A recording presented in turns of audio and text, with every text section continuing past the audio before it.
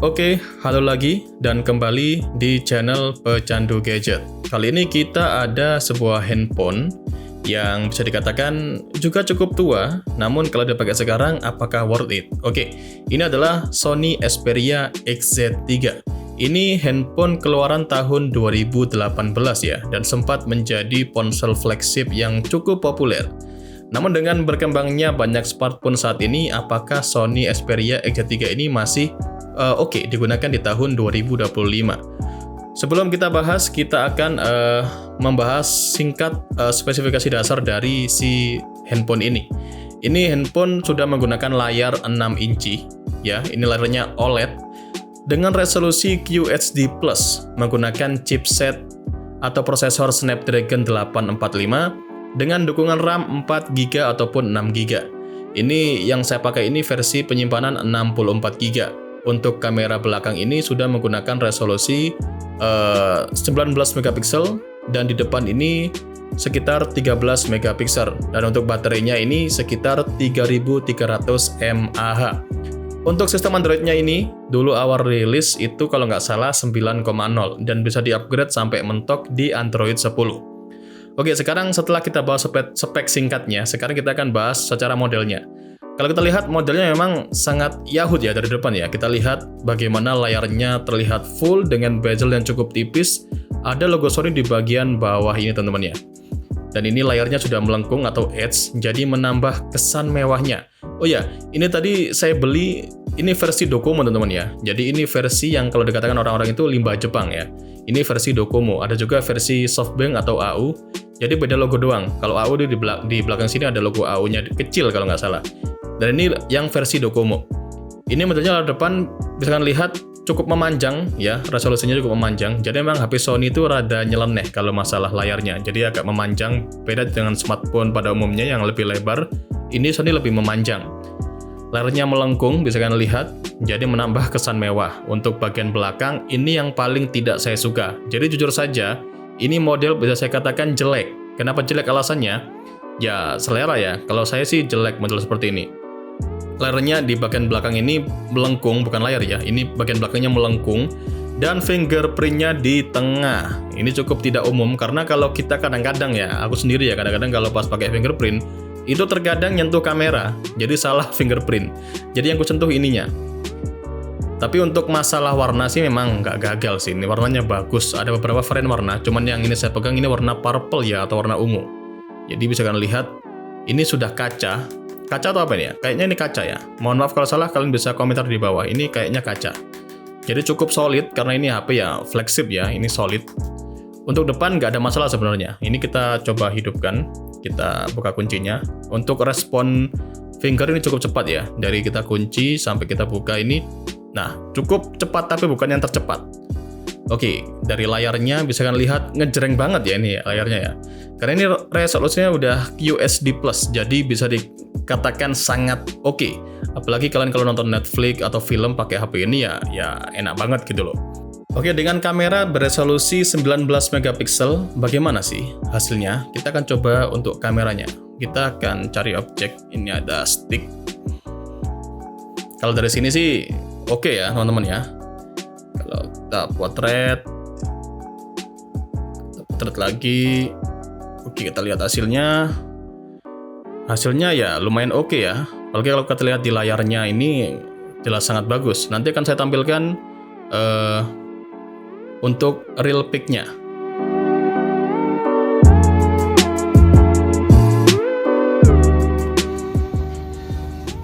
Jadi ini percobaan perekaman video dari kamera Sony XZ3 ya. Di sini saya pakai resolusi 4K dan sambil jalan kaki tanpa stabilizer coy. Di sini bisa kalian lihat ya, di hasil perekaman warnanya ngejreng banget dan tidak terlalu bergoyang. Terlihat cukup stabil ya di sini meskipun saya jalan, asalkan tidak bawa lari ya. Oke, ini percobaan resolusi Full HD 60 fps. Ini buat ngerekam aja, HP-nya ini udah terasa anget cuy. Dan bisa dilihat ya, ini masih sangat stabil dan juga warnanya ngejreng banget. Jadi untuk kebutuhan konten memang cukup cocok ya, asalkan tidak terlalu lama untuk merekam dan juga dengan kondisi cuaca yang tidak terlalu panas, karena HP ini rawan terkena overheat cuy. Oke, ini percobaan kamera depan cuy ya, dan juga tanpa tambahan mic dan juga tanpa tambahan stabilizer. Ini pure pakai tangan dan jalan kaki. Bisa dilihat di sini warnanya lebih ke warm banget ya, dan juga warna merahnya baju saya ini sedikit ke pink gitu.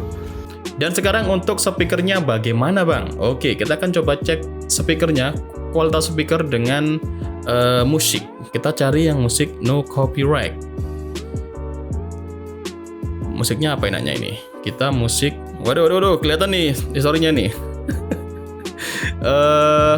NCS. Apa NCS yang enak? Kita coba Elysium ya. Yang ini kita coba cek. Kita volume full ya.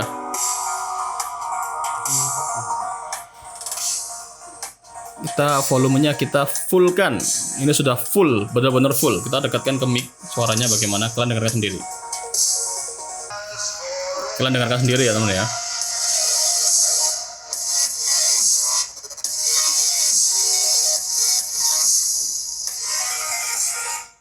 Oke, untuk speaker bisa kita katakan standar aja sih, nggak yang bagus banget. Kayak ada sedikit mendepnya gitu loh di bassnya ya. Tapi ya overall buat sekedar mendengarkan musik ya masih oke sih. Dan ini bisa jadi opsi juga karena di sini sudah nggak ada port untuk audio teman-teman ya. Jadi ini udah Type C doang di bagian bawah ini. Sedangkan di bagian samping cuman nggak ada apapun di sini. Tombol apapun di sini ada tombol power dan juga tombol volume. Di atas tombol ini ada buat SIM ejector yang nggak perlu kalian harus pakai jarum. Dan itu aja sih untuk model dan speakernya. Dan sekarang untuk baterainya ini tadi 3300 mAh. Jadi cukup kecil ya kalau kita melihat handphone zaman sekarang di mana sudah digempur dengan 5000 mAh, sedangkan ini masih menggunakan 3300 mAh. Untuk pemakaian saya, ini HP kan pernah saya buat gaming tipis-tipis lah ya, nanti akan saya coba. Tapi untuk penggunaan sehari-hari, misalkan scroll sosmed, buat WA-an, ini masih lumayan tahan ya. Kayaknya kalau sehari itu harus ngecas, sekali 2 kali masih oke lah ya.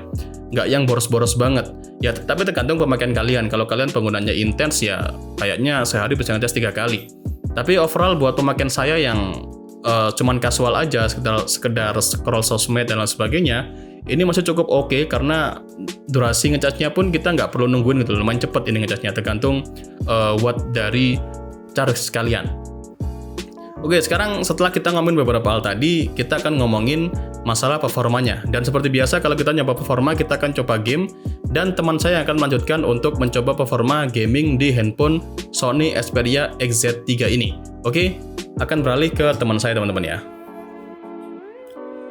Oke, lanjutan dari review teman saya tadi ya. Kali ini kita sudah sampai di bab performa. Bagaimana performa dari XZ3 ini di tahun 2024? Nah, jadi kita buat patokan aja ya. Karena anak-anak gaming zaman sekarang itu mainnya pasti Mobile Legends. Nah, seperti biasa kita coba dulu main Mobile Legends. Seperti biasa ya, ini loginnya cukup cepat. Tapi gimana soal performa saat main game nanti ya? Bisa kalian lihat ya, di sini cukup cepat. Dan kita lihat, nah ini cukup menggiurkan ya untuk spesifikasi HP yang udah cukup tua. Dia masih bisa ngangkat di frame rate tinggi dan grafis ultra. Tapi kalau buat untuk kita main sampai berjam-jam, apakah masih enak? Ya kita coba dulu ya. 2 jam kemudian. Oke, kita sudah masuk ke dalam in-game ya kawan-kawan ya. Nah, bisa dilihat di sini pergerakannya cukup enak, cukup halus ya. Ini BTW di settingan mentok cuy. Mentok rata akhirat ya. Kalau untuk game sekedar satu match gitu mungkin kayaknya masih oke. Tapi kan kita nggak mungkin kan kalau lagi enak push rank gitu kita cuma main segame 2 game kan nggak mungkin. Jadi ini disarankan untuk pakai cooler tambahan ya kalau kalian memang bener-bener jadiin HP ini sebagai HP pas rank Mobile Legends, apalagi kalian pakai untuk settingan rata kanan cuy. Nah, bisa dilihat ya di sini tuh masih mulus banget, memang mulus banget. Tapi itu tadi saya saranin kalau mau memang buat HP push rank, HP secondary tapi untuk gaming push rank wajib pakai cooler tambahan cuy. Karena ini kalau sudah panas, udah pasti dia tuh bakal frame drop. Ngomongin soal performa ya, pasti yang jadi patokan adalah Snapdragon 845-nya. Nah, 845 untuk tahun saat ini sudah sangat-sangat nggak enak cuy, apalagi buat gaming. Kalau mungkin buat sosmed, buat daily driver gitu masih oke. Tapi kalau untuk gaming mending di skip aja, karena 845 memang prosesor flagship di tahun 2018 lah, sedangkan di 2024 sekarang ini banyak banget varian prosesor baru yang lebih kenceng. Contohnya 8 Gen 2 sekarang. 8 Gen 2 kalau ini disandingin sama 845 sudah sangat-sangat nggak mungkin cuy. Tapi HP ini kalau untuk daily use seperti yang saya omongin tadi, untuk sekitar nonton film, dengerin musik, sosmed, itu masih oke banget cuy. Jadi kurang lebih patokan performa Sony XZ3 di 2024 seperti itu. Oke, balik lagi bersama saya. Jadi pada intinya apakah handphone ini cocok digunakan di tahun 2025? Jawabannya tergantung pada kebutuhan dan ekspektasi kalian. Jika kalian sekedar mencari smartphone untuk penggunaan sehari-hari yang ringan kayak browsing, media sosial, telepon dan lain sebagainya, ini masih bisa menjadi pilihan yang cukup baik. Terutama kalau kalian dapat di harga yang murah. Tapi kalau kalian pakai ini buat ngegame-game berat, tugas-tugas yang membutuhkan kinerja tinggi, ya kalian perlu mempertimbangkan untuk membeli HP ini atau membeli HP baru dengan chipset atau RAM yang lebih besar dan lebih baru. Dan sekarang kalau ngomongin masalah harga, ini karena HP limbah Jepang ya, karena ini Docomo ya, ini harganya murah kok guys. Kalau kalian beli, itu kebanyakan ya, nggak semuanya, tapi kebanyakan itu pasti WiFi only atau sudah diblokir, kena blokir sinyalnya. Dan kebetulan sebenarnya ini yang versi nggak keblokir, cuman memang nggak saya kasih kartu karena buat apa gitu loh. Ini cuma sekedar cek, jadi pakai WiFi. Untuk harga yang WiFi only, biasanya tuh di under sejuta, kayak di 800, 850, sampai mentok 900 ribu. Kalau yang all operator biasanya di harga 1 juta lebih lah, 1 juta lebih dikit, nggak yang sampai 1,5, nggak.